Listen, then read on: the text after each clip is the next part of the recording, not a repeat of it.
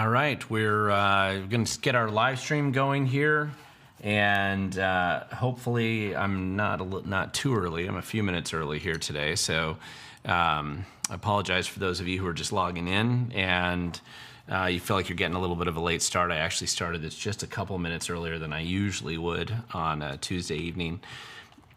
Just a real quick update for those of you who are maybe logging on to this live stream tonight for the first time. This is an Ask Me Anything video, and just to make it simpler for me to see the question, if you can hit the @WeTheGovern like you see it down below here, it just makes it a little bit easier for me to spot your question when I see a lot of commentary going back and forth sometimes in the comment section.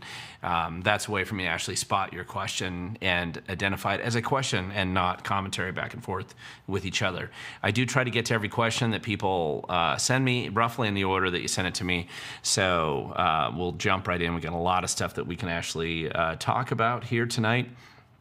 And it makes it a little bit easier for me to be able to pick those questions out if you're able to put that in the question field down below or on the side, depending on what type, whether you're looking at me on a cell phone or on your computer. It kind of varies with where you want to put those questions there.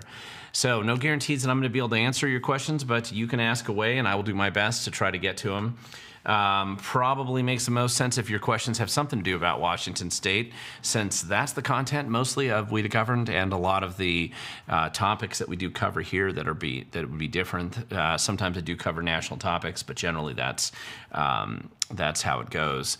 Real quick here, I want to, because I've tried to do this periodically in the past, I'm not always consistent at it, but I will do my best to be as consistent as possible moving forward.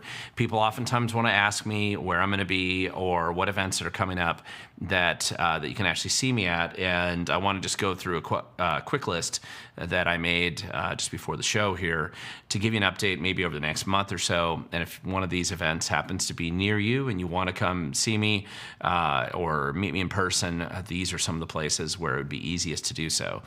May 1st, which is actually tomorrow, I will be in Kelso at a DOGE training class. If you want to know more information about the DOGE training classes, go to my website at wethegovern.com. I believe that one's going to be at the Republican Party headquarters. You might be familiar with there if you live in the Cowlitz County area. And so the Cowlitz County Republican headquarters, it'll be upstairs there. It's a lot of good people, I think, are going to be there tomorrow.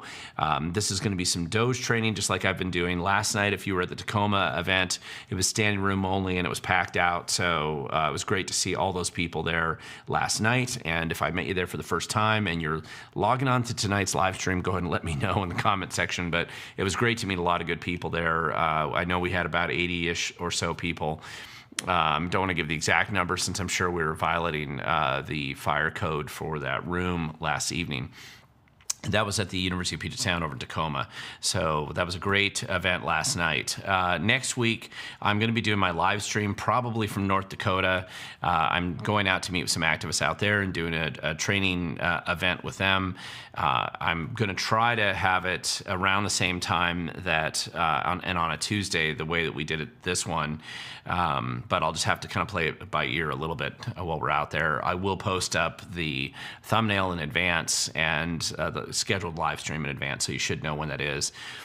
I'm just not able to absolutely be certain on the exact time that I'm going to be doing it because I'll be doing it from a totally different location. On May 13th, I will be at and that's actually, so 2 Tuesdays from now, 2 weeks from now, I'll be at the East Side Republicans. I'm actually moderating an event where the Snohomish County Republicans, King County, and the Pierce County Republicans will be represented there, and I'm kind of moderating. I'm assuming it's their chairs that'll be doing a presentation just about what it takes to run political campaigns in challenging, heavily populated districts where 48% of our population of the state live. On May 14th, which is the next day, that's when I'll be doing my live stream that week. So that I'm assuming at 5:30 again. May 15th, that same week, which is the Thursday that week, I'll be in Yakima doing the DOGE training there. Information about that is again on my website at wethegoverned.com, and you'll see the main. I've kind of kept that as the top article there if you want to get more information there. May 17th, which is that Sunday or Saturday. I'll be in Spokane in the morning doing some training, essentially DOGE training for the Caper folk, the Caper friends of mine, people who are involved with the Citizens Alliance for Property Rights out in Spokane. And then I'm immediately hopping on a plane coming back to the west side of the state, and I'll be the MC at the Pierce County Lincoln Day Dinner, which we talked about a little bit last night, and that's going to be at the LeMay Car Museum, and it'd be great to see you there if you're interested in going to that event. And then on May 21st, which is, I'll be up in Skagit County, I think that's a Wednesday, doing this, the DOGE training out there. June 5th, I'll be, and that's not on the calendar, this one's not on the calendar yet, but I believe I'm just finalizing this right now. I'll be up in San Juan County, I'm assuming Friday Harbor, doing some DOGE training up there. And on June 7th, which is a Saturday, so June 5th should be a Thursday, I'll be in Ellensburg June 7th at for the Kittitas County Lincoln Day Dinner, and I know I'm going to be speaking there. And I don't have to go any further down the schedule there. But that gives you a whole bunch of different places and locations to come and chat with me directly. At the DOGE training classes, if you come early, usually I'm there early, and I'm happy to chat with you beforehand, or I'll stay around afterwards and chat with you as well. I know I was in Tacoma last night until about 11 talking to people, and a lot of good folk were out there. Again, a lot of people... you don't have to feel like you need this background to do some of the DOGE training, but it's been great to meet people with forensic fraud sort of experience, or private investigative experience, or law enforcement, or just CPA and accounting experiences. Again, you don't have to have that skill to be involved in DOGE, but the more people who do, the more it seems to help, and it's great to have people like that around and finding them all over the state of Washington. There's been several hundred people now that have taken these DOGE classes. The more the better. The more of us that are out there and being engaged in this process, the better off I think we'll all be. So I'm looking forward to seeing you at one of these upcoming classes if you get a chance, or at one of the other events that I'll be speaking at. And it's just good to see so many people directly in person. I'm always kind of honored by just running into people that actually watch my videos and this content that I produce on this channel all the time. And it's much more interesting to see you in person than to speak to a camera. So I'm always quite interested in meeting you out there in the field, and just getting your thoughts directly and listening to your questions in person. It's a little bit more engaging, but these live streams are still good as well. And there's a number of you that are already starting to ask questions, so I'll be jumping into that here in just a few minutes.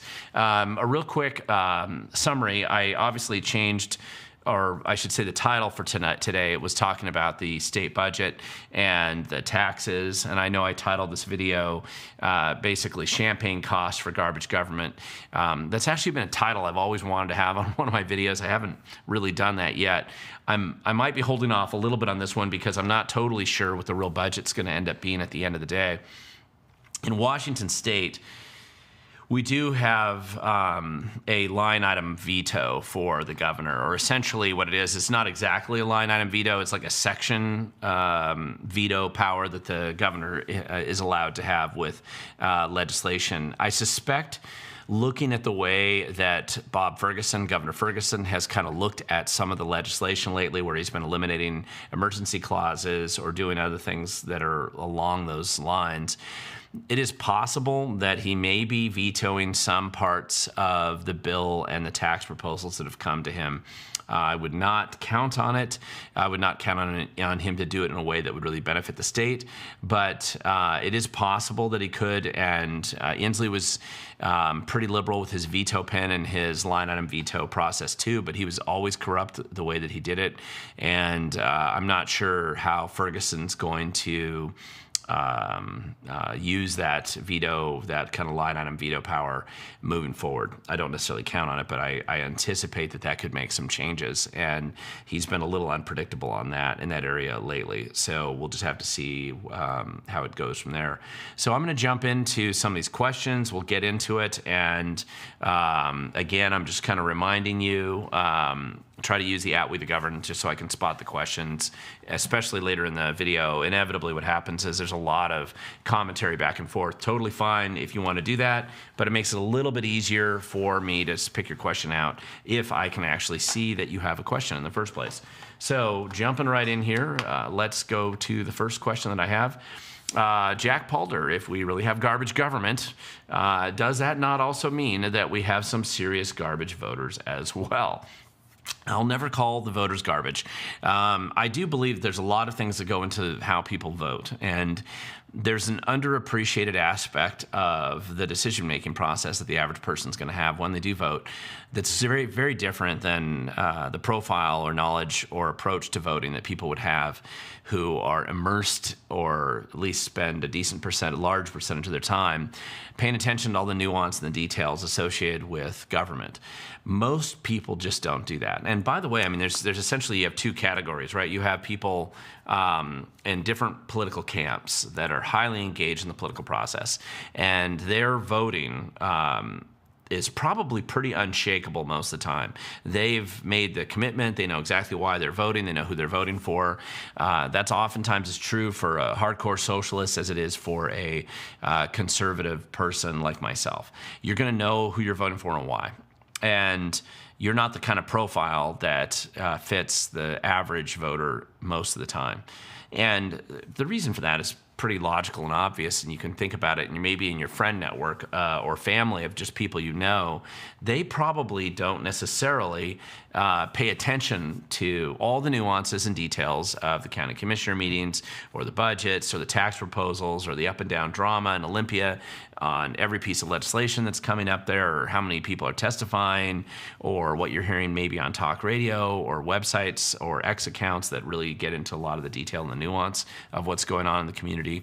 And so most people just aren't doing that. They're worried about their kids. They're worried about their job. They're worried about which bar they're going to go to that night. I don't know.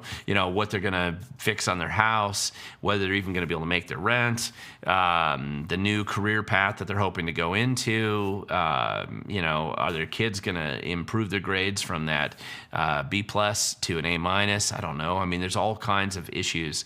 And frankly, for most people, that's going to be a logical higher priority. They're worried about the barbecue they're doing this weekend or the football game they're going to watch. And even if they vote on a regular basis, that's probably most people's lives. And if you think about that, how is it that you're able to reach out to them and communicate the same information that you and I might know? That's unrealistic most of the time. So they're going to never probably put the same quantity of time into trying to understand the ups and downs of government. And if they do try to put in some of that amount of time, it usually gets frustrating or annoying to them, and you can't blame them for that because, after all, government is frustrating to deal with in the first place. And when you dig into it more, it's not like peeling back the 8 layers of the onion make you feel better about what you're seeing. And that level of frustration is usually more than most people want to deal with because they feel like they have enough drama in their own life. They don't need to add to it by paying attention to the corruption of government around them or the incompetence of government.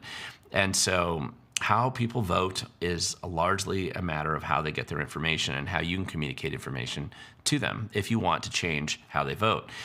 That's not an easy process. I don't think most people think through that process as much.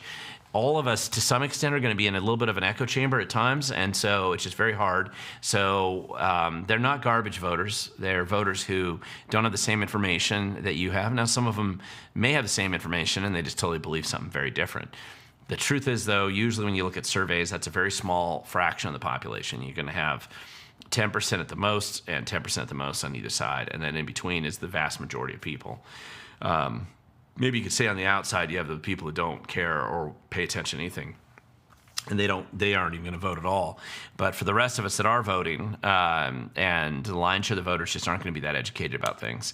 If we did a better job educating them, that would make a difference. Here we go. Jason Fisher. Next question. Jason Fisher. Hey, Glenn, hope you're well. How did the reparations bill, did they pull a fast one and gut and amend a bill, or did they extract the taxes again? And where's the money coming from? Good question, Jason. Actually, the money on the reparations bill, which is an insane, completely racist and totally ridiculous bill, is actually a modification of a bill that had already been passed a while ago that I didn't really pay attention or notice much at the time. And it had to do with, it's like a fee that you have to pay when you sell your house. It's like a recording fee. And it used to be a relatively low cost, but The big government folk realized over the years, because that wasn't something you paid very often, because most people aren't just flipping houses. They are rarely, they buy a house maybe once or twice in their lifetime. And so they aren't really thinking about what the recording costs and the recording fees are that you're paying down at the county auditor's office. And so this was a way of them bloating that with a really ridiculous cost, and they're extracting that money into this pool that they were using to give originally loans, just to give people no interest loans essentially to buy their homes, or at least buy one home. I don't remember all the nuances of the regulations or the rules around it, but just like any other dumb piece of legislation, opening up the door to these bad ideas oftentimes is the camel nose under the tent, the proverbial camel nose under the tent, meaning a slippery slope argument that we oftentimes make, and why we're opposed to stupid pieces of legislation. So they bring it in there and they say, oh, it's this pool of money, they'll have to pay it back, there's a limited amount of money here. And then what they essentially did this cycle is they took, and they knew this when they went to pass this law, the original law, several years ago. Now they've got this law in place. It creates this framework, and all they have to do is go in and make a minor tweak to that law. And the minor tweak is that they don't have to pay the money back, and now it just becomes the taxpayers subsidizing only, and I believe it was set up to be only subsidizing Black Washingtonians, right? So in this case, now I don't know that it doesn't apply to everybody. I'm not sure how they pick those people out of the crowd as far as which person gets it, which one doesn't. Anytime government's involved in picking winners and losers, it's discrimination. In this case, it's racist discrimination, and they're making choices as to who they're going to reward versus who they don't. And it's this reparations idea. I mean, we're calling it the reparations bill. That's, I don't think exactly how they call it, what they call it, but essentially that's where it's going. It's, it's a terrible idea. It's totally unconstitutional. It should be illegal. It probably is federally illegal, but they don't care. They figure that somebody else will have to file the lawsuit, and then they can ride that all the way to the end. And if it gets thrown out, they can blame the evil, racist federal government for taking this away. But it's obviously a corrupt use of taxpayer dollars. You're taking poor people in their homes, and you're taking money you're essentially adding to the cost of that home, even though it looks like it's this little side fee over here, but cumulatively it's still money out of your pocket if you're buying a house or somebody else's, or if you're involved in the business of doing that, you're essentially jacking up the cost of home sales for those other people. There's been a lot of bad things that have been shoved into that specific category of expenditure, and I really believe most of them should just be pulled out. They were using them for like the home consortium in Thurston County a while ago, where they take some of that money and they throw it into this low-income housing project, which just becomes this little fund that the county runs, that's just like a kickback grifting scheme to the worst actors you can find in your community that are supposedly helping with low-income housing, and instead just squandering it with their friends, wasting most of it, doing dumb projects that are extra expensive, incompetently managed, and usually achieve almost nothing that they promise they're going to achieve. But a bunch of people make a bunch of money on it on the way, and they're always political insiders, and that's how it works out there, and that's why we shouldn't do it. Let's see, did I say May 1st? You're saying that May 1st isn't tomorrow. So you're right, it's Wednesday, so it's not the 1st. I don't know why I said that, so somebody pointed this out. Thank you for correcting me on this one, so that's correct. So I am doing DOGE training in Kelso tomorrow, but it's not May 1st. It's the 30th is what it should be. Let's see, Ted Edenstrom. What's the difference in zoning and taxing authority when it comes to incorporated and unincorporated parts of counties? Okay, so that's a good question. The way taxing districts tend to overlap, this is oftentimes a confusing thing for people, and I totally understand it. Really, there's no reason for most people to know this, but let's just say you don't live in the city. If you live in the city, it's different because you've added a whole nother layer of taxes. People who live in the city are always going to be paying more taxes than those who live in the country. I doubt, I can't think of any examples where that's not true, but generally, let's just say you live in rural Thurston County, then your basic taxes that you're paying to the county, those are taxes that the county has taxing authority. However, you're also in a school district. Now, the school district, as it applies to property taxes, is probably the lion's share of your tax burden on your property. And if you include the state portion that comes out of everybody's property, no matter where they live, and you have a fixed amount of the taxing, fixed amount of money that comes out of your property taxes, 25% of that roughly, I think it's a little bit higher now, but it goes to the state of Washington, which then in turn gets dispersed to all the school districts in the area. But you probably have local school levies and maybe local bonds, which bonds are different than levies because school bonds are actually for capital projects usually. So if they built a new building or they built a new school or the elementary school near you, that'd be considered a bond. They treat them as slightly separate categories for a variety of reasons, but mostly because the constitutional requirement of the 60% majority needed to pass a bond. Nevertheless, if you add those three together, bonds, levies, and the state portion for education, that usually for most people equals about 58% of your property tax that you're getting. So that's just the school district, the state having the authority to collect that money, which in theory is going to schools. Some of it gets wasted in the general fund, but most of it in theory is going to the school districts.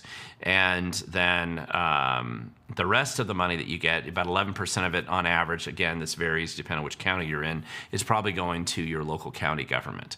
Now, the other taxing districts that you may have that are much smaller slices of that tax pie, most people live within the boundaries of a conservation district. It's an archaic system set up in the 30s that Washington State's, I think, one of only 6 states left that still has a conservation district. It's I know there's a lot of farmers out there that like it for the kickback schemes that it represents and giving them money. Most of the conservation districts in the state have generally, especially on the west side of the state, they're largely just taken over by enviros, and they're used as just pass-through scams to run grants out there to destroy more farmland and build supposed salmon habitat or something else. But really, they're just grifting operations mostly, and kickback schemes to people who are on the inside and know how to go through the application process. But the conservation district takes a small amount. Now, they aren't usually a fixed amount. That's usually, or they aren't like a budget that tends to, it's like a $5 or $10 a parcel kind of application. That'll be the smallest one. Nobody tends to pay attention to that one. Then above that, you'll usually, because I kind of inverse it, talk about the smallest to the biggest. You're gonna have conservation districts. You're gonna have things like maybe you have a cemetery district that would have taxing authority. Very, very small amount of money would be going there, but it's just to maintain the local cemeteries. These have been set up sometimes for over 100 years in different parts of the state. They're relatively small and they're fairly limited. Many people don't live in one, but if you live in a cemetery district, you might be paying a little bit for that. Then what you're going to have are fire districts, which are usually fairly large then. Fire districts will have not as much as the county, not as much as the city, but they'll have some specific taxing authority associated with their ability to get some money. Again, you're probably not paying a huge amount to the fire district. You'll be paying something. And then you might be in a port district. Not everybody lives within a port district. There's about 40 of them in Washington State. But if you live in a populous area of the state, you probably are in a port district. I know I am in the Port of Olympia, even though I'm in South Thurston County and I'm nowhere near either the airport. Well, I guess I'm a little bit closer to the airport than I am to the actual port. But so the port district has some taxing authority as well. Sometimes you may have a transportation benefit district in your area, or you might have a parks district. You could have a mosquito control district if you're in a couple of the eastern Washington areas. If you're in a county, counties will oftentimes run the transportation taxing district, but they'll also run like a weed control district. That's pretty normal, noxious weeds. Again, these are small little, they're like barely line items on your tax. When you see the big pie of how your property taxes are distributed, each of those these last slices I'm talking about they're teeny little pieces of the pie. Biggest amount, schools. Second biggest is the county usually. And if you live in the city, it might be comparative in some way. And all of those entities have taxing authority on your property. And then after that, it really depends on what you classify as taxes. when I say that, I mean that oftentimes the state has different ways of collecting revenue, which is essentially still taxes, or fees, user fees from you. So, for instance, those are activities that you decide to have that you're paying government for the privilege of doing those activities. So that would be things like the Discover Pass. Yes, you've squandered generations of your tax dollars in making those parks there, but you're also paying a user fee for daring to go and use those parks. So they just increased that recently from $30 to $45 in the recent budget and proposal. And your day user fee, if you don't buy the pass, is still $10. That's been the same for quite a while. But that's an increase of a tax. You also have things like car tabs, for example, which we all know so well. And that's where entities like, especially Sound Transit, sometimes parks, it depends on which county you're in and how they've set up the tax fee collection process, but they'll add it to something like that. You also have fees in business. You have B&O taxing authority, which has been given to the state. They've decided to go down that road. You have sales tax, which sales tax is collected by a variety of entities, mostly city, county, and state. But occasionally the county or the city will use its taxing authority to increase sales tax because they'll decide to, Olympia did this a while ago with a housing homeless tax. And of course, the more money they get, the worse the problem gets, which is the way government usually functions. So a lot of that's going on. So this authority is quite different than zoning. Zoning, though, when you're talking about zoning, if you're just talking about the rules and regulations associated with your property, that's determined usually at the county level, usually influenced substantially by your local planning board or whatever entity that basically reviews the zoning rules. Generally, that's set up as a volunteer board. It becomes a placeholder for future politicians sometimes. Sometimes it's just where people jump in and get involved because they're upset about something going on in their community. And so zoning and taxing is quite a bit different. I feel like I went totally off the original intention of that question, so I hope it's better and more thorough than, or hope that's thorough enough to answer that question without having gone so far down the rabbit hole that you feel like you're lost or I didn't do a good job. Let me know if you need more clarity. Helene Rasmussen, how can we sign up for the DOGE training in Spokane, and will there be more than one? Well, I did DOGE training out there already once, so that's the first one I've done is done. I probably will come back out there to Spokane. I might come out there and I am going to be on Spokane for the Caper event, which you can sign up for if you'd like. Going to the Citizens Alliance for Property Rights Spokane. I know they have a way of signing up for that on their website. It could be their Facebook page as well. So that's one way you can do that. And that's May 17th coming up. That's a Saturday. I know it's Saturday morning. And I will be in Pierce County that same night later on. But in the morning, first thing in the morning, I'm going to be doing a train session out there at the, I believe that's at the hotel that's right there at the airport. And so you can sign up for that. If you missed that, I will be coming back out to Spokane. No date's been set yet, but I'm probably going to work on possibly doing some more specialized, specific training while I'm out there. And I think that might be a little bit more helpful to work with some of the smaller teams that are already being set up and help them navigate through either the data they've already collected or setting up the RICO boards on analysis of the players involved in some of the things that they're uncovering out there. So when I go to do that, I'll try to do a basic DOGE training class in addition to that. I will be eventually doing kind of an online presentation of it, but I want to do enough of these out there in the field that I feel like that whatever I bother to record and present is at the best quality I can get it for you. And it's not that there's a lot of interactive questions that tend to go on in these classes, and I encourage that because if I'm not answering your questions or helping you, and if you're leaving with far more questions than you had than when you first came, I feel like I'm kind of failing and I need to come out there and do it some more to at least fill in the blank on that. I think that this, Ted, is a follow-up to the previous question, which I only hopefully didn't go too far off down the way. Okay, so yes, you have a separate part of this question, which I'm going to deal with here real quick, which is can incorporated parts of the county, I'm assuming that you're referring to that, vote on how much unincorporated parts owe them? Yes, and this has been a long-term scandal for forever, really. I mean, we're talking about a generational concern that's gone on with mostly property rights. Not just taxes, actually. It's also property rights as it relates to how zoning's applied to rural parts of the county. Where I live in Thurston County, you have just some insane, crazy people that go to Evergreen State College or live in Olympia, and they believe and feel perfectly entitled to impose their completely radical agenda on people like me and others who live way out in the rural areas and have we don't and have no ability to go into the city of Olympia and tell them how to zone their property, but they feel entitled to come out and tell us how to zone ours.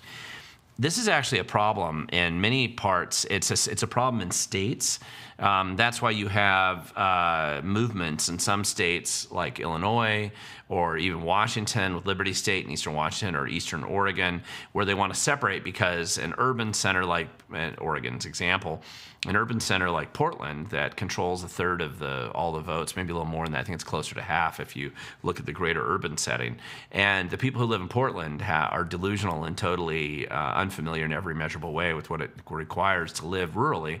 And so their legislation that they pass in their legislature, of course, they outvote the rural representatives, and so they feel perfectly entitled to impose crazy and bad ideas on people who live rurally that's actually quite harmful and destructive to them. Same problem you have in King County. Eastern Washington, Eastern King County is often tied. Multiple movements, going back since before I was born, of groups of people in Eastern King County wanted to break away from Western King County because of the population density decisions that were made by Seattle trying to harm and destroy people who lived in the rural parts of King County. Same movement has occurred in Whatcom, same movement has occurred in Snohomish, and same movement has occurred in a number of counties around the state, counties in other states, and other states have also had this drama. If you look at a place, I think it's Spain, that the way they structure their government, their kind of local government control, a city can only vote and only have regulatory authority over areas that are within the city limits. And they have no control or authority outside of those city limits. And then the areas outside, I don't think they call it a county, but the areas outside are the ones that can vote on their own rules that apply to them where they live. And I suspect that that eliminates a lot more of the friction that we're experiencing in America, where we are allowing city and urban folk to vote on rural issues, and the vice versa isn't really allowed. Urban people don't really have much say or authority or an ability to have much influence over what's going on in the cities. And most of us who live rurally, we really don't want to have a lot to do with the cities in the first place. That's why we moved out. We want to be left alone. And of course, people who live in the city are oftentimes more likely to be busybodies who want to engage and control and try to manage people who live away from them. So that is how it goes. Hands Mac, We the Governed. Sorry, if you put it closer together, it'll actually highlight it the same way, but thank you for trying. How does the state fund the new gun purchase rule? Oh, you're talking about the dumb paperwork thing that they kick down the road. They pass it, but it's a ways down the road when it actually gets implemented. And this paperwork. You have to get a permit to buy a firearm, and it has to show that you've gone out and done some training. Totally unconstitutional, and they're fully aware of that. But they fund it generally. I don't know that they've necessarily resolved how they are planning to fund that one. So that's a good question. The state budget has three pots of money. Capital assets, capital fund, which is mostly for building big projects or buildings. That's the smallest one. And then you have transportation, which, because it includes a lot of federal dollars in it, is controlled and segmented, totally separate, and supposedly is mostly there for road, bridges, things like that. Over the years, they found ways of diverting a lot of that into mitigation schemes and kickback operations for sound transit and other public transportation projects, but the transportation budget's separate. And then everything else goes into this big slush fund, the general fund. most of which goes to education, and a big chunk of it goes to things like DSHS, like welfare-ish type operations that they run out of there. Essentially, that's where the general fund is what everybody fights over, because getting their little pieces of the puzzle and the pie, getting their little crumbs they can get out of that, that's how they fund all their special projects. That's going to be funded through that most likely. And they may, I don't remember on that. If somebody else wants to put it here, they may have had a special theoretical source of how they were going to fund some of that, but I don't know. We'll see how it goes. Justifying nonsense fleece is not cheap, fools. Okay. You're talking about big government, and I think that's pretty funny. Let's see. Let me jump on this one because, Jim, you asked a good question here. Is there or will there be a DOGE calendar on your website? There is. There is right now. If you go there, you can look under the article. It says DOGE training classes coming near you. That article, first top one at the website. If you go down below, it'll identify the classes. I didn't indicate that we were done with the Tacoma class from last night. I'll update that tonight, probably before I go home. But the Kelso class is there, the Yakima class. I didn't put the CAPER class in there because that one was very specific to CAPER, Citizens Alliance of Property Rights, the one on the 17th. But so that one isn't there. But if you join CAPER or go to their event that day, you can get the class there as well. But the calendar, I'm keeping it updated. I'll be adding in the San Juan County one once I get it confirmed here. So, and there's a number of others that were in discussions. Clark, Whatcom, and Enumclaw, and some other places. I know that we're still verifying locations and dates, and that's the hardest thing to get down. Let's see. Let's keep on going down here. Need a simple, at a glance, balanced scorecard for government performance. Well, okay, so this has always been a question. Years ago, when I was at the Freedom Foundation, this is like 2014, so 11 years ago, one time, we did this to analyze and have kind of an apples-to-apples comparison analysis between performances of counties, for example. And the dominant question that tends to come up when you try to do this is, what are your metrics, and are you comparing them in a way that's equivalent? And for example, how is it that you can equivalently compare how well that government's being run in, say, King County versus Wahkiakum County, which is all the way down southwest Washington, one of the smaller counties in the state, because they're very different. And that's a really small place. King County is huge. King County has 37 cities in it. The distribution of some costs on a per capita basis tends to be quite different in a county that has a bunch of cities in it, because technically the people who live in those cities are under the jurisdiction of a totally different elected body. We tried to use metrics at the time, like the number of employees per, as just a way to keep things consistent. We were measuring debt and budget and number of employees, and I can't remember all the other metrics that we tried to use. And it was a reasonably decent way of developing like a letter grade that you could look at real quick of 39 counties and say, hey, is my county doing a good job or not? The problem always is when you try to do that and you have such disparity between really large, wealthy counties like King County, which is huge. It's a massive when you have that many people living in one place, and comparing the costs and distribution of the debt or the budget to citizens there versus, say, Adams County or Wahkiakum or San Juan County or other places.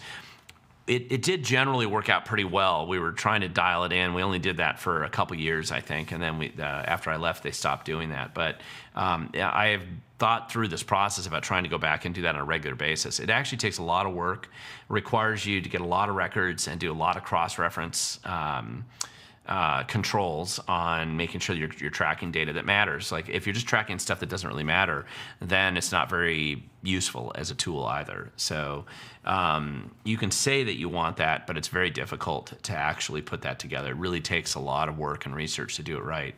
But I'm happy to help and work with anybody based on some of the stuff I've done in the past who's interested in going down that road, and then we'll see how far we go. Let's see.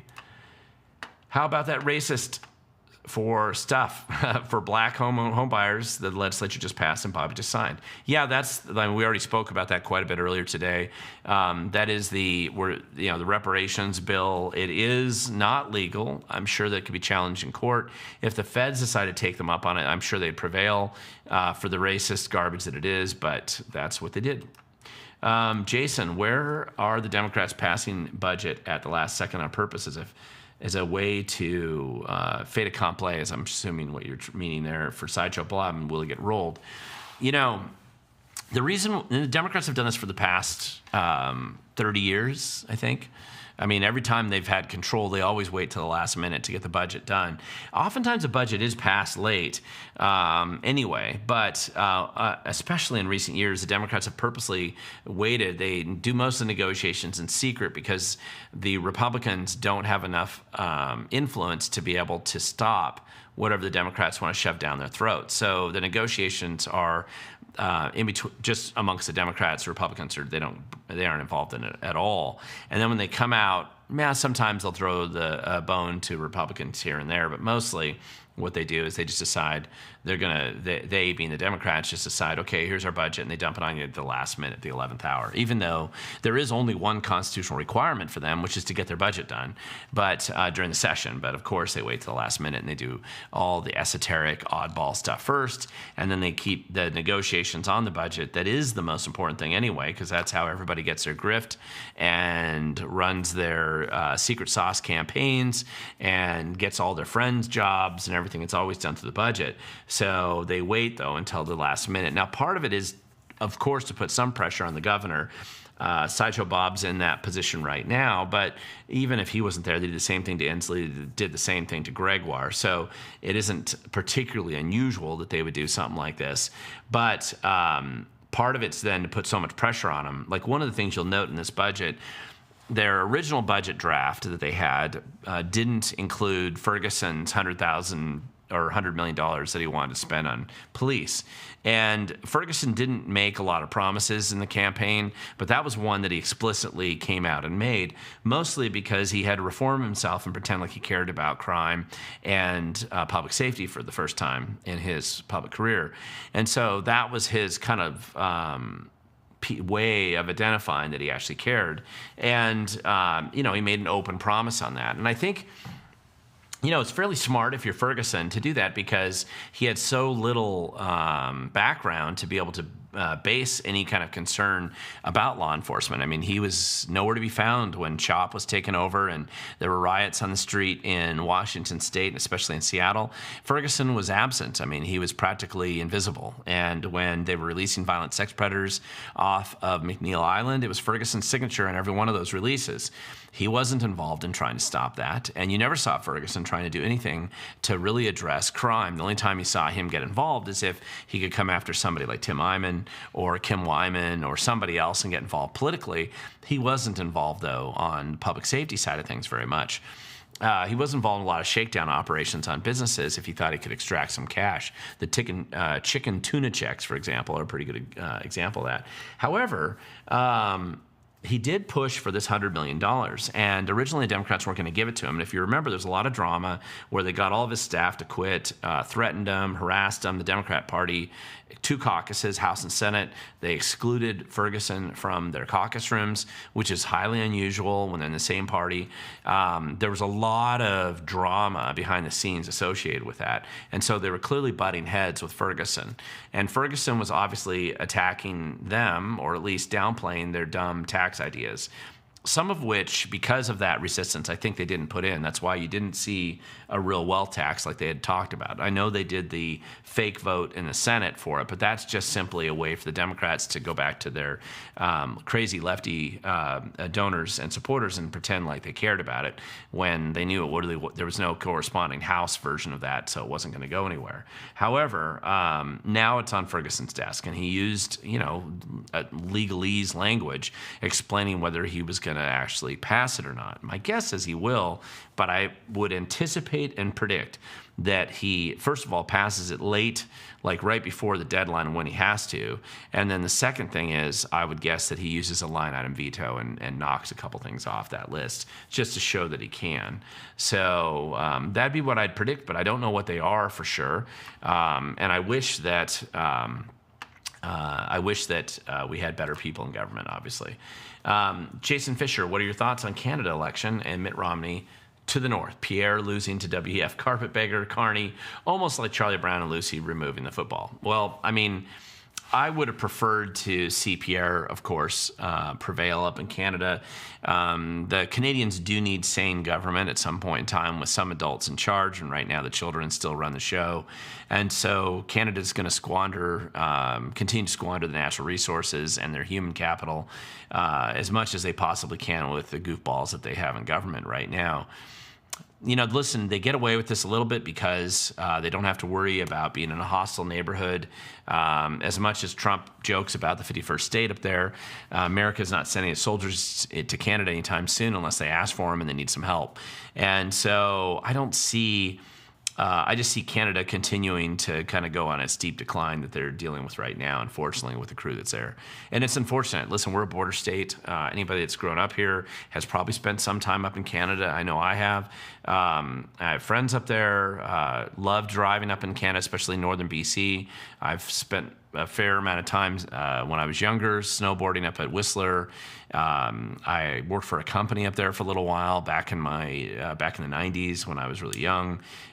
So I like Canada. I wish that they had better government, and they deserve better government, but that's not what they got, and we're in that situation. So they're going to be wasting again more of their human capital the longer those goofballs are in charge.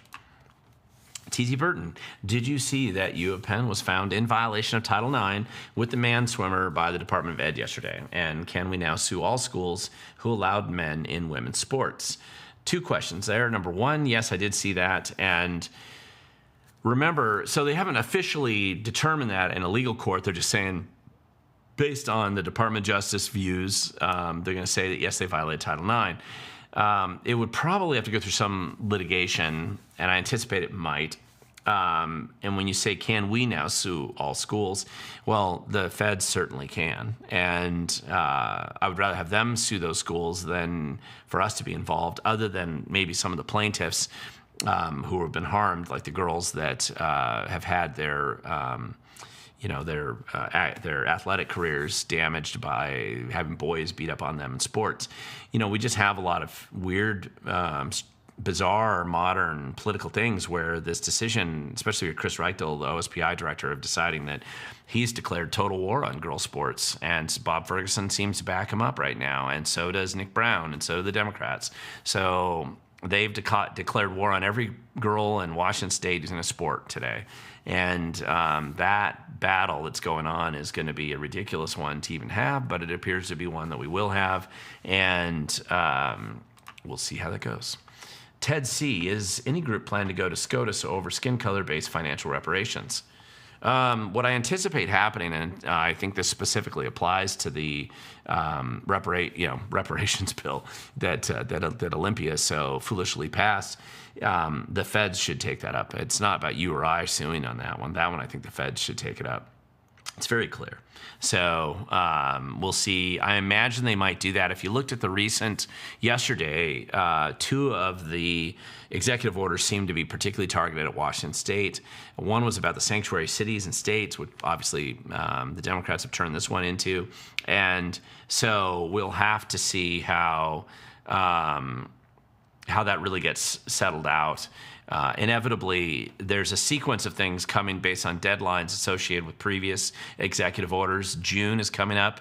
We're going to be about a month and a half away from the Homeland Security database list, assuming they stick to the EO, and they come out and say, here's how many people that are not U.S. citizens in Washington State who are registered to vote, and here's how many of them voted.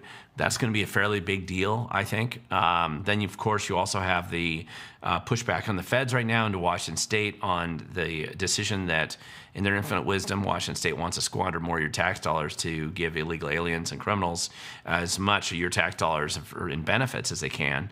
And that's been identified as a problem, and the feds have decided to intervene a bit on that. Now you have the sanctuary state issue and city issue where the state wants to keep as many violent and illegal criminals here as possible, and keep them hidden, and so that nobody can deport them and get rid of them. And I think that's going to come to a head before too long. You also have the Act Blue collapse that inevitably that's more of a political impact into the left and how they're going to run their funding operations. They're going to have to come up with something to replace that. And so there's a lot of stuff, and so we'll just see how it moves forward. Christine Lagerstrom. Over the past 12 months, I held out hope for Washington State, or for the state. Not so much, and feel hopeless. Any bright lights for Washington? Sure, there's always bright lights. I mean, here's the thing. We're in the middle of a fairly significant generational conflict, and it's a conflict of ideas that gets played out in the political space, and you're witnessing it here in Washington, just like you are in California and Oregon and Massachusetts and Illinois and Colorado in particular, and even in states that I'm going to put air quotes around this, red states, like Texas, with its completely idiotic Republicans that run that state, and I can't tell the difference in how they vote, and Democrats in our state. You're going to have these kind of fights and battles. We're honestly looking at things that only the most wonkish people ever discussed in the political kind of freedom, liberty-oriented side of the political equation, so long ago. Even in college, I remember sitting down discussing the waste of government and how to downsize government, how you would look at it, and which ways you would be able to manage taking away some of those abuses, and how would you go about doing that? And this is the first time since anybody's been alive with DOGE Washington, or DOGE at a federal level, that anybody's even bothered to look at this. This is a big deal. That's going to hit our state directly. Even the fact that they're finally looking at the abuses that higher education has inflicted on the people who go there to go into debt for life for garbage degrees that don't mean much. And it's because they've inflated and bloated the budgets at these institutions. When you go and you look at them, you will see that there's 30-40% of your tuition dollars are just flushed down the toilet. They're wasted. You're spending money for bloated overhead, for things you don't need, that don't help anybody get a degree or advance in life at all. And that's the kind of stuff. It's suddenly changing. It's like this big, huge change. Absolutely, we're dealing with weird social experiment ideas like this. Boys can be girls, and now they can play girl sports and beat up on girls. Those are pretty uniquely new. I haven't seen that really ever happen before, but bad ideas with crazy people inevitably come to some kind of a crescendo, and I think a lot of that stuff just kind of blows up on them. We're also dealing with reapproaching again the whole thing that many of us thought was more resolved back in the 90s, which had to do with crime and punishment, with the James Q. Wilson School of Thought coming out of New York City in particular, broken windows theory under the governor who took over, or sorry, the mayor who took over in New York City, and the changes that you saw between Dinkins and Giuliani when Giuliani took over, and making this big impact on reducing crime, the largest and sharpest drop of crime in any modern major metropolitan area that we've ever seen in history before. There's a crime wave growing again because of the same dumb policies that have been created in the 50s and 60s that led ultimately to the crime wave that we witnessed back then. And now the left seems obsessed with harboring criminals and supporting the most violent and terrible people they can find in the community and releasing them back into the public. Now, the Cloward and Piven strategy that people will oftentimes talk about, that was developed at my alma mater at Columbia by the professors that work there, and that idea of kind of overwhelming and destroying the system, we're well aware of it. I am fully aware of that. And what you're really seeing is, for the first time ever, people are waking up to that at an official capacity in government, and then trying to look at how do we fix this. And it's a fight. Anybody thinks this is somehow like you're going to wake up one day and the sun's going to come up and bluebird butterflies and sunshine, and it's like a 2-hour afternoon Sunday special, well, all your problems are solved. That's not realistic. That's not how things actually work in the real world. These things tend to be long, drawn-out battles, and we're in the middle of it. Washington State probably appears to be more of a backwater for the initial stages of this fight, but I think it's coming here, and the first step's probably going to be that I would anticipate anyway, that the feds just start cutting off funds in a pretty significant way, and the Supreme Court upholds their right to cut off those funds, which those decisions are going to come out of other states' battles that are going on. The fight in Maine is going to affect the education, boys can be girls idea, and I believe the stuff going on in Illinois, Massachusetts, or New York, one of those is going to be the one that kind of triggers the decision on the sanctuary city and state category that Washington State's put itself in. And then I think these higher ed battles that you see going on with Harvard and some of the others, that's what's going to trickle in out here and cut off funding to many of our state institutions that pretend to be higher education in our state. So we'll have to see, but I think you're going to see some big changes. Washington State has suffered under the unusual benefit of being an incredibly amazingly economically significant powerhouse. We've benefited from low-cost power because we've had hydro dams, and as much as the left wanted to blow those up, that's not going to change now. The feds have stepped in and said there's not going to be any change in the dams. But we benefited from low-cost power. We benefited from mild weather. We benefited from a unusually significant, one of the largest ports, deep water ports in the world with Puget Sound. We benefited from our proximity to Asia and trading in Asia, whether it's Japan or China or Taiwan. We're one of the closest ports. We benefited from the fact that agriculture is grown in a wide variety and almost unlimited quantity here, and we've had a lot of natural resources that we could draw from in the past. Even if we haven't taken advantage of that over the recent years, there's a lot of opportunities that Washington State's benefited from, and the concentration of human capital in the Puget Sound area in particular, as it relates to the ability to build airplanes or ships before that, and Microsoft and Amazon and startup companies, as much as the Democrats may be trying to destroy whatever business does exist in Washington, there's still a residual concentration of ability and mindsets here, that entrepreneurial mindset, that's going to be hard to suppress that quickly. So Washington State has a lot of things that can suddenly turn around here. We will have to get different elected officials into office. We will have to reform the election process quite a bit. And when they go in and do that, they can't just keep the status quo. Inevitably, they're going to have to go in, and government's going to have to be downsized quite a bit. Certainly streamlined and focused on the things that actually matter, and stop supporting garbage that we pay for very expensively in Washington State right now. And I'm excited to see that. So lots of questions, so I'm going to jump ahead and start going quickly. Let's see.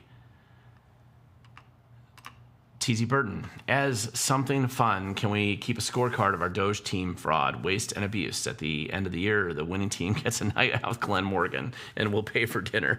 Listen, you don't have to do that, but keeping track of it, of course, is a good idea.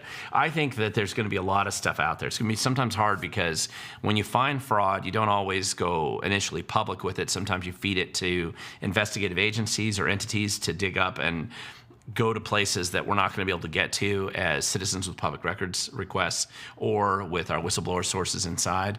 However, I do like the idea of trying to keep track of it. This is a multi-year process. This isn't like just one and done and go home and watch Netflix for the rest of your life. There's going to be a lot of stuff. This is going to be an ongoing process. It's going to take years, but there's a lot of fun we can have along the way, and I enjoy going out to dinner with other people as well. And I like meeting many of you all over the state. I actually prefer to do stuff in person more than I do on a live stream like this. As fun as it is to take your questions, it was really fun last night meeting a bunch of new people that I hadn't seen before, and just getting a sense of what people are interested in and what their capabilities are. And so that I find to be very fun and enjoyable. And I prefer to do more stuff out in the field and meet more people as much as I can. Let's see. That's funny. BJ Bumblebee never got a tuna check, and I bought cases of the stuff. Did the paperwork and not a cent. You didn't bribe Bob Ferguson, and that's why you didn't get your check. Sorry about that. FISA FISMA alarm, sorry. Glenn, how can we recover from this? It seems pretty daunting, like shoveling sand in the desert. I thought Ferguson could not use a line item veto. No, actually, the interesting thing in Washington State is that the governor does have the ability to use a line item veto here. Now, they can't use the specific line item concept. They actually have to eliminate a section. So the way the bills typically come, there's a section that they can eliminate, and the governor can do that. Many governors have rarely used it. Some governors have abused it. I think Inslee abused it several times. Ferguson is probably going to take this very seriously, and I would anticipate him using this more often than not. So we'll see what happens. I miss the old Western Canada. I don't know exactly what you're saying you miss, but Canada has been going down the tube for a while, and unfortunately, especially with their crime and their just abuse of their citizens, so they can't live a modern life. I mean, taken away, when I used to work up there, I remember talking to some of my fellow employees and how frustrated they were with how much money they had to spend on taxes. They all usually were very proud of their healthcare system until they had to get in a long wait list for something when it really mattered, in which case they would hop down here and get the surgery done, assuming they had enough money left after the taxes that they took up there. Their government's incredibly inefficient up there. Canada spends a shocking amount of their percentage of their GDP on their government, and that's not particularly great. Can you give an update on the Real ID and Washington driver's licenses not being valid for travel? Essentially, what this goes back to is during the second Bush administration, but post 9/11, when they decided to do this Real ID Act. I mean, that's kind of the origins of this at a national level.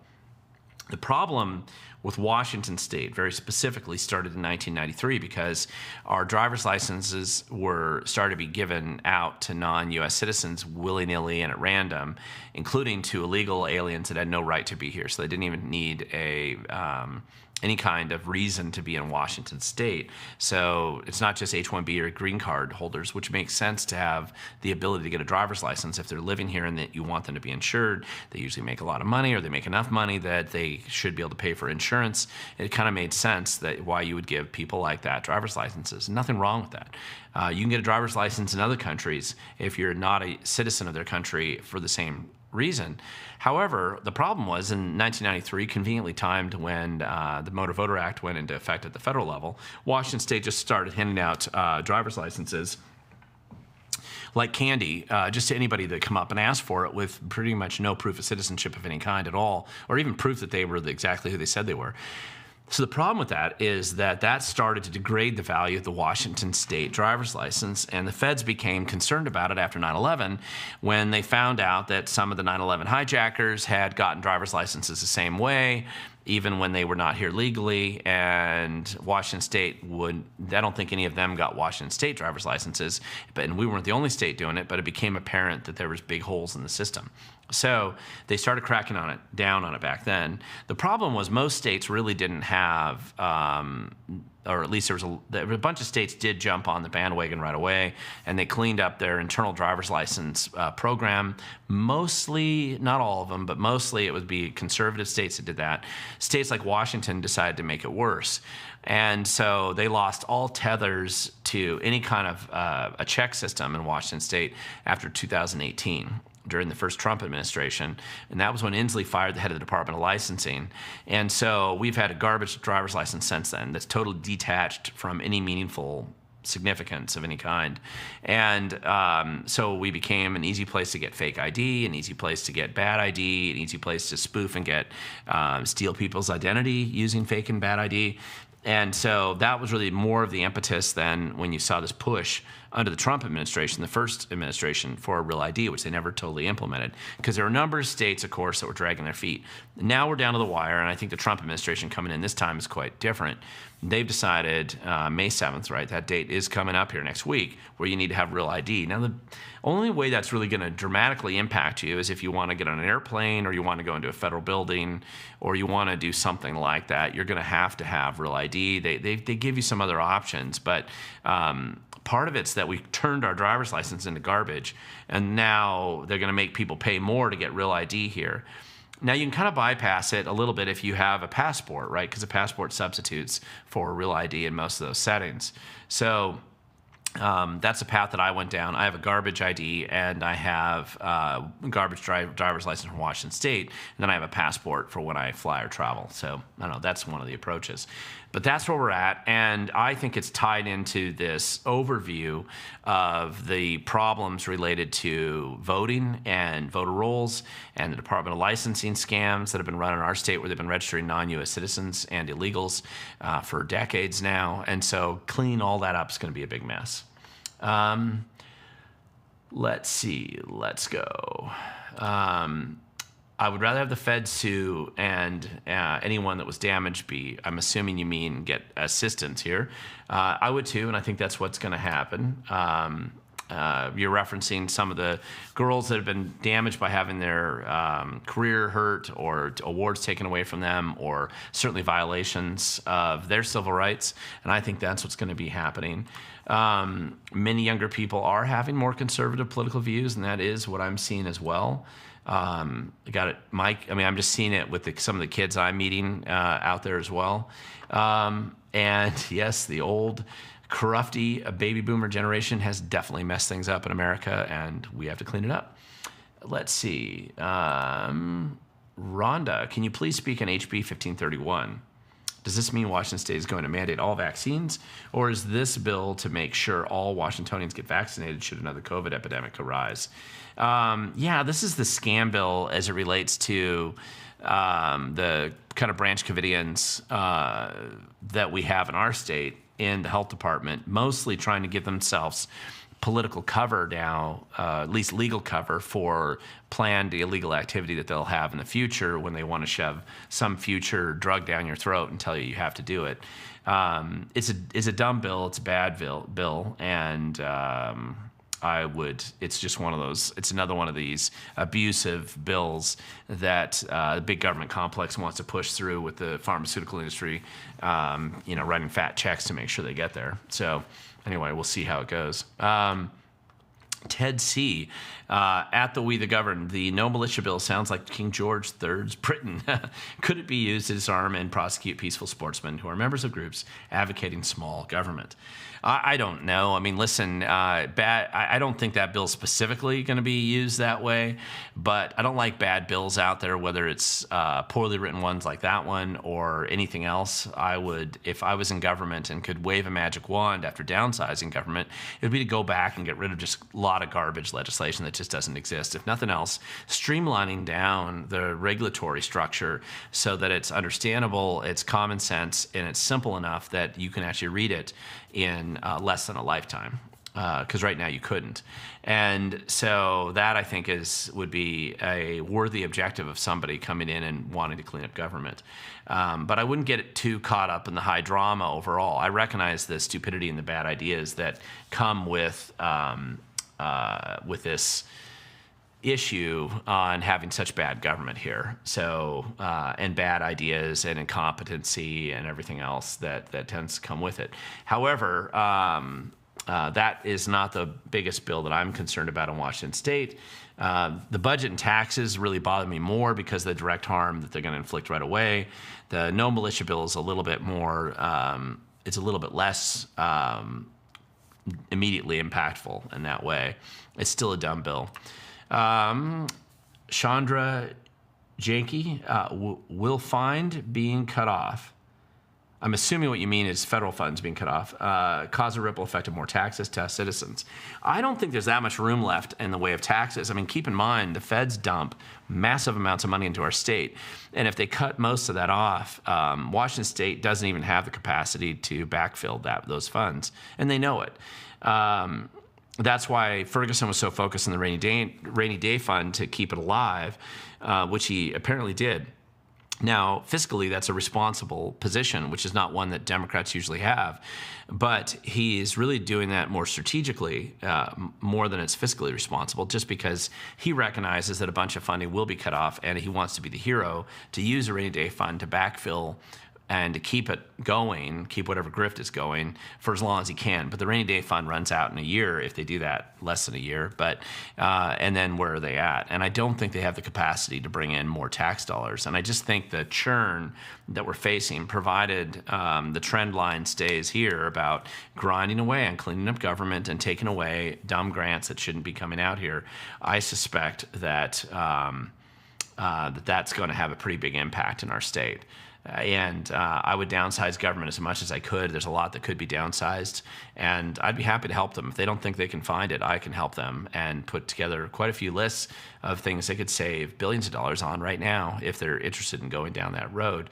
For some reason, the Democrats aren't right now, but maybe we can get a new crew in there at some point in time that will be.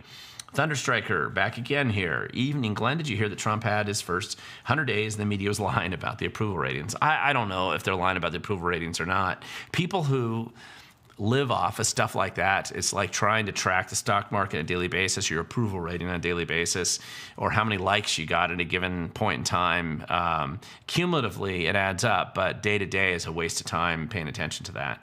And whether or not they're lying about it, there's a long history of the media certainly skewing that based on how they ask questions or how it's presented. So we'll just have to see what really matters down the road. And I don't think that's the most important thing. Wow, there's a lot of questions, guys. I'm going to try to jump ahead as fast as I can. How can the county arbitrarily assess property at higher values to get around their 1% cap on property taxes? Well, what they're doing there is this artificial inflation of property values gives them just a bigger pool to keep drawing from and avoid hitting the millage restriction that does exist, where there's only so much on a valued piece of property they can take in the way of taxes. So the county assessor is the one. There's 39 of them in the state of Washington, and each one's going around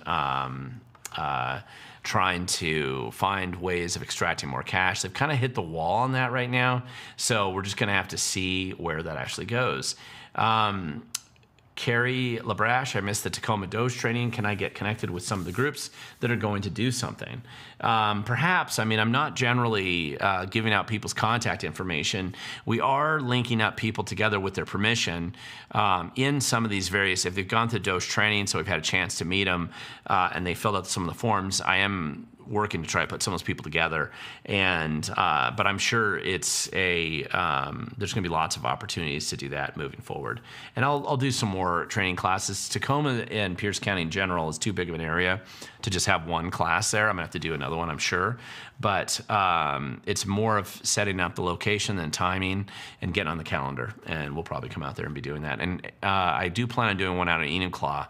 If you're with one of the Enumclaw groups right now, and we've had some conversations on this already, reach out to me and nail down that date, because there's just a lot of interest, and I need to get that one going before too long. Counties figure that property taxes, taxpayers will not challenge assessed values. The formulas are very arbitrary, and it's not just about the formulas. It's also about the comps that they have, so it's comparables.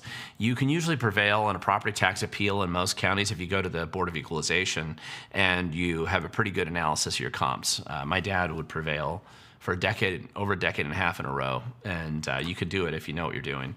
Logan Edenstrom, can the county use an international association to make their own definition of fee simple absolute, which interferes with our original definition of it, and claim the definition is usable in court? Well, that is a really specific question. So it sounds like you've been through one of these fights. I am not able to answer that question completely based on the way you've asked it.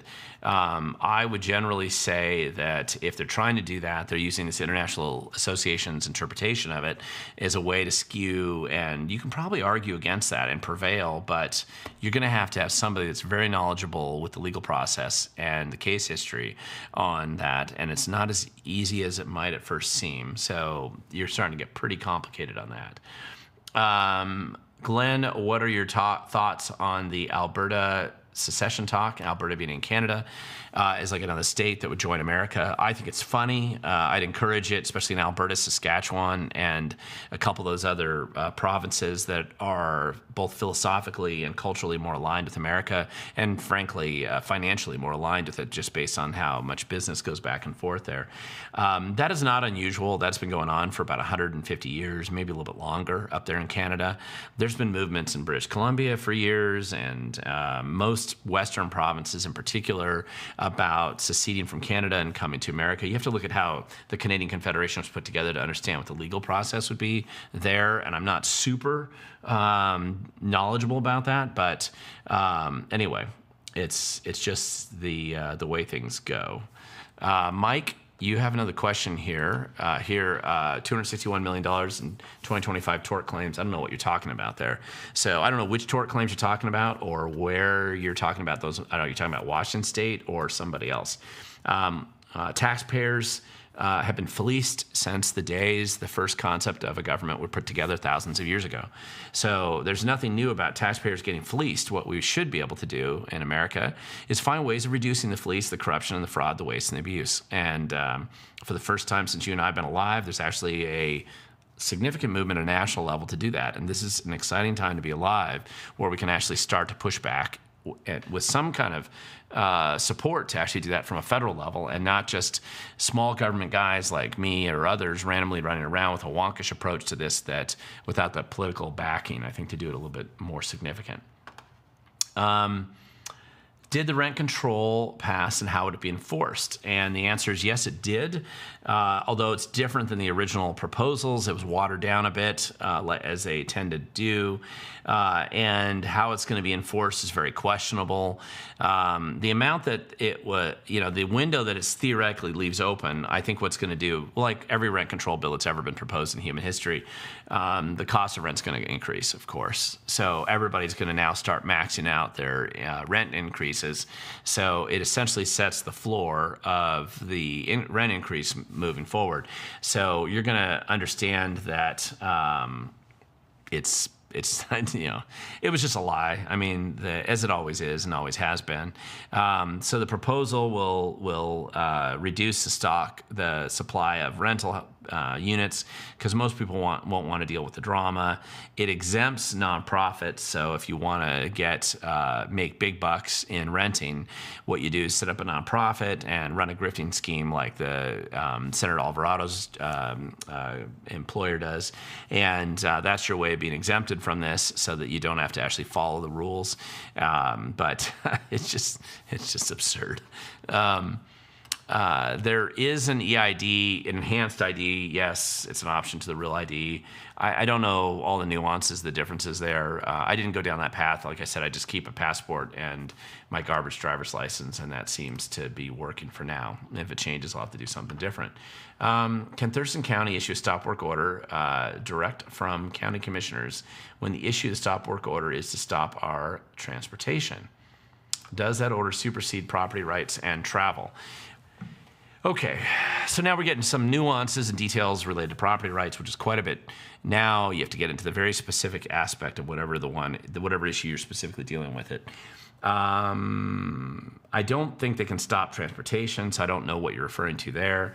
Stop work orders can be issued by the county. Should they be allowed to do that? That's a totally separate issue. I greatly disagree with Thurston County's horrific planning department and just the scams that are run out of that department on a daily basis.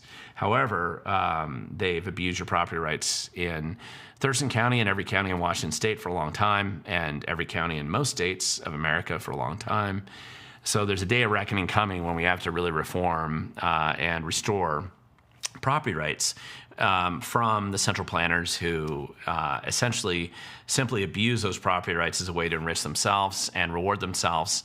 And for example, the growth pays for growth model that most counties use in Washington State is essentially used as a way to lie to you and say that the permit costs are X. but that you have to pay them on an hourly basis if you have any other questions. And they create questions and problems by being incompetent, obtuse, deceptive, and all kinds of bad things they do as games to encourage you to keep paying those hourly costs. They delay your permit by 3 years. They collect 4 times as much money as they said it was going to cost, and that's the way the ball rolls forward. That is exactly how planning departments work. They are corrupt to the core.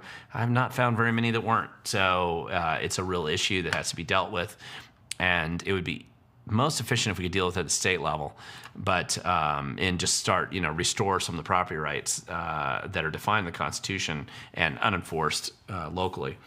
Will having federal funds cut off have the ripple effect of raising taxes? I think I already addressed this one fairly thoroughly. I'm going to keep jumping in. Glenn Vanderwell. Glenn, how many groups have recently formed from the DOGE training you put on? That's a good question. And I'm not necessarily keeping track of the groups because there's an intentional approach to this being fairly informal. One of the mistakes that generally conservative small government people have made in the past, at least I've observed this, is this obsession with creating a group that has an official name and an organization and leadership and all this structure. And they squander most of their time doing that and none of their time getting to the point of actually solving the problems they supposedly created the group for. So a lot of times these are informal groups that don't last forever. They're there as a small focus group to deal with a school board issue or a investigation into this county or an investigation into this department or whatever it is. I would say, if I had to guess, I'm probably there's probably about 15 maybe or 20 of these groups now that are being informally put together just based on the last, say, 4 or 5 training sessions that I've done. But it's also a little misleading because some of them are going to be teams of people that already existed and it's simply adding to their numbers, or they're splitting up and having 2 different focuses, and that's technically 2 groups. I'm not really tracking that so much. I am going to be focused on outcomes and what we've been able to expose or can expose going forward. I don't think that it's effective to create like really rigid structures in this process. You're going to be better off if you have a much wider, loosely affiliated focus on outcome sort of approach. And that's, sometimes people aren't as comfortable working that way, but that's going to be where it goes. Didn't Trump do a Subway commercial way back when we did The Apprentice? I have no idea. Glenn, what is Deanna Zandy, what is happening with the SSA? I have no idea. I don't even know what the SSA is. SS? Social Security, I think. What is happening with the Social Security Administration? I'm assuming maybe that's what you're talking about. The usefulness of the Social Security Administration investigation is mostly the fraud, the fake people that are in there. There's a ripple effect out to our state, but I don't know the direct impact at this point in time. I don't really know. Ted Edenstrom, is the terms from a chain of title from sale of public lands from the public to a private person subject to a constant vote from the public? No, not usually. It is subject to an initial vote most of the time, or at least it requires a vote by the elected officials. Now, most of the transfer of public lands to private individuals nowadays focuses on things like transit-oriented development projects that tend to create, they acquire land through like developing the light rail. All these scams are all over King County right now. And so they'll get a bunch of what would be considered high value, expensive real estate. There are restrictions in the state constitution and within state law as to how they can dispose of those lands. Surplus properties is what they typically call them. And so where that ends up going, we'll just have to see. You're asking a very specific question, but I don't really know the context in which you're asking it. So it really depends.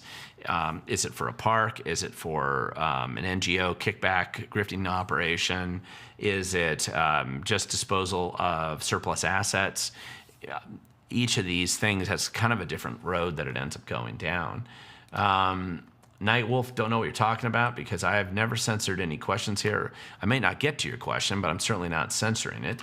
Jan Davis, Pacific County, we the governed. Do you have a comment on ESHB, House Bill 2049, trying to tax levies? Thanks for the DOGE training, but we need our contact forms that were signed. But you need your contact forms that were signed. Okay. Okay, I need to get back to some of the people out in Pacific County on that. So Jan, thank you for reaching out to me. 2024, 2049, try to tax levies. I don't, oh, you're talking about, I'm assuming you're referring to the one that allows local levies to give them more ability to increase local levies, which is actually a pretty big deal. So I don't, we're going to have to see on that one because recently some local levies have been failing. They do tend to fail more in rural areas. If you're in Pacific County, you're in one of the areas that they can fail in a little bit more likely. They tend to pass in Issaquah or Bellevue or Redmond because the value of the property is so significant that even a big levy that passes only adds a couple pennies to the cost, whereas if you live rurally, it's a much bigger impact in a rural community because of the distribution of that money across the properties. But you're reminding me, and I'm going to reach out to the Pacific County Point people that I had out there to see what it is that they're missing that they would need from me.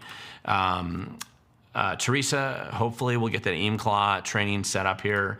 If I remember correctly, didn't Trump want Canada to join the U.S.? He did, but I think it was more of a joke. He was trolling. I'm not sure that's always effective as a public policy strategy, but anyway, we'll see what's going on out there. Pat Caldwell, what's happening? The 2 ballot observers charged by San Juan. They weren't charged by San Juan. It was Island County, actually. So, and the answer to that is I don't know. I haven't looked into that recently, so I'll have to find out. Let's see. And TZ, Alberta, Saskatchewan, Manitoba, Northwest Territory. Yeah, that's this kind of Western states where there's culturally and, natural resource structure seems to be a pretty good fit if it actually happened. Let's see. Champaign, C. I'm in a county that is very corrupt here in Washington State. Any advice on getting legal representation that is fair and provides justice for all that is involved? No, you'll never have justice. Justice doesn't exist in Washington State's legal system or really anywhere for the most part. At best, if you're lucky, you can get a decision to go your way. It's not justice, but it can help tip the scales in the direction you'd want. I think people relying on the court system to solve their problems, it's really risky. Very few judges are honest in Washington State. Most of them are just corrupt to the core. And it isn't because they necessarily are taking bribes or something like that. It's just that ideologically, their deference to the state or to those in political power is so extreme that the ability of somebody to actually challenge that and get recognized or have that kind of pushback that you're probably seeking is very, very unlikely. And so you really want to look at bigger picture as you're approaching this. Legal lawsuits take 6 to 7 years to get resolved if you're lucky in Washington State, sometimes longer. You need $500,000 for a really serious, capable project, maybe more, maybe less. If you're really, really skilled and you happen to be an exceptionally unusual person, maybe maybe you could pro se it. I don't think that's very common. Most people can't. So anyway, Daewoo, Social Security Administration has nothing to do with them anyway. Why are they putting their greasy hands in there? I'm assuming you're referring to DOGE at a federal level. Here's why. The Social Security Administration's database allows you to identify people who are actually real citizens, especially based on the Biden administration's manipulation of the Social Security Administration to create a lot of fake IDs and give Social Security numbers to people that are not U.S. citizens and never were. And that's why you have to get in there. And that's super beneficial to find that information. There's no other real practical way of doing it. It's a sale out of the public domain into the private domain with no restrictions whatsoever. Can the public continuously vote on acts relating to that land sold out of the public in their interests? In the private domain. Okay, Logan, I don't know. You'd have to give me more a specific example. So if you live in Thurston, I'd be happy to talk to you about it because I am fairly familiar with Thurston County. Let's see. Brian Smith, do you have any sort of update on what's happening with the Adams County lawsuit by Washington State? I know the Adams County Sheriff went back to D.C. to testify. And it's interesting to me that that county in particular was chosen as the one that the state decided to come after, because there's another 15 sheriffs that I'm aware of that are essentially doing the same thing, maybe more in our state. It's probably growing.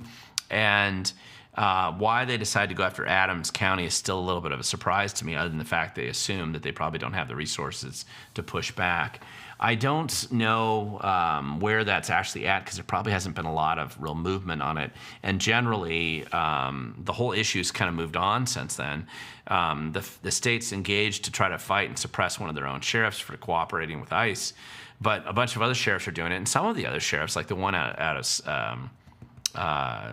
it's not Klickitat, but Skamania. I think it's Skamania that came out and openly challenged the state, and several of them have, and the state AG hasn't come after them. So anyway, we'll see what happens. Both state and federal people. Okay, you're just getting back to the same issue here, Logan. Sounds like this is something a little bit more detailed, and we'll just have to get into it. And I am interested in what your problem is here, and I realize I have been going on a little bit longer than I usually do in my live streams. So if I didn't get to your question, I'm really sorry. I try to get to almost all the questions that I saw, but there's always more popping up as I'm starting to close out on this. I do want to thank everybody for logging on to the live stream tonight. Just a quick reminder, next week, I'm going to try to have the live stream at the same time, but I'm going to be in another state. So I'm going to be using somebody else's location. It's going to look quite a bit different than this does here, and hopefully it'll work, and we'll see how connected North Dakota actually is, and the activists that I'll be helping while I'm out there.